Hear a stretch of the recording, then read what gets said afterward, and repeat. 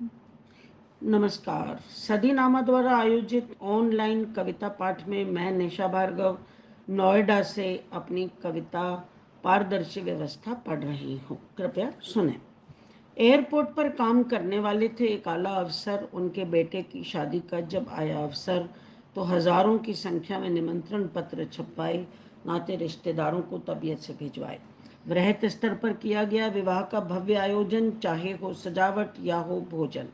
उपहार प्राप्ति के लिए खास लगवाई गई मेज सजाई गई यूं मानो हो दुल्हन की सेज। एयरपोर्ट के अफसर का पद, कद और रुतबा था बहुत ऊंचा, इसलिए उन्होंने कुछ हाईटेक ही सोचा। एयरपोर्ट की एक्सरे मशीन विवाह स्थल पर मंगवाई और उसमें उपहारों की ऑन द स्पॉट स्कैनिंग करवाई। वहां आमंत्रित थे तरह तरह के गेस्ट, 3 तरह के पंडाल थे, गुड बेटर और बेस्ट। उपहारों की चेकिंग का चल रहा था सिलसिला, किसी को न था शिकवा न गिला, पर जो देना चाह रहे थे गुमनाम खाली लिफाफे, चेकिंग के डर से उसमें उन्होंने रुपए डाले। कुछ के पैकेट थे बड़े बड़े, जिसमें उपहार थे पुराने व सड़े गले। मेहमानों ने उपहारों को अपनी तरह खूब सजाया था। रैपिंग पेपर का खूबसूरत मुखौटा उन पर चढ़ाया था। पर सब जानते हैं एक्सरे मशीन के सामने सब साफ साफ झलकता है, चेहरा और मुखौटा सब क्लियर कट चमकता है। अतः स्कैनिंग के बाद उपहार की कीमत के अनुसार मेहमानों को गुड बेटर या बेस्ट पंडाल में भेजा गया।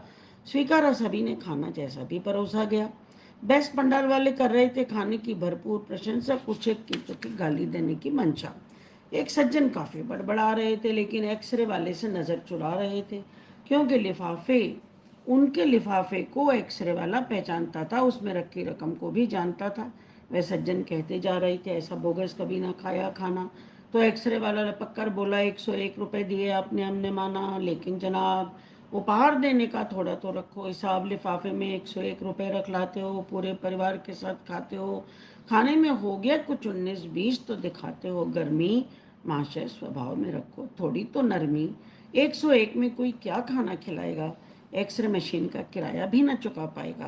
तो ये था ऑन द स्पॉट स्कैनिंग का कमाल, जो बताता है लिफाफे में कितना है माल। ये मशीन है पारदर्शी व्यवस्था की परिचायक, जिसमें मोटे लिफाफे वाला ही बनता है नायक, मोटे लिफाफे वाला ही बनता है लायक। बहुत बहुत धन्यवाद।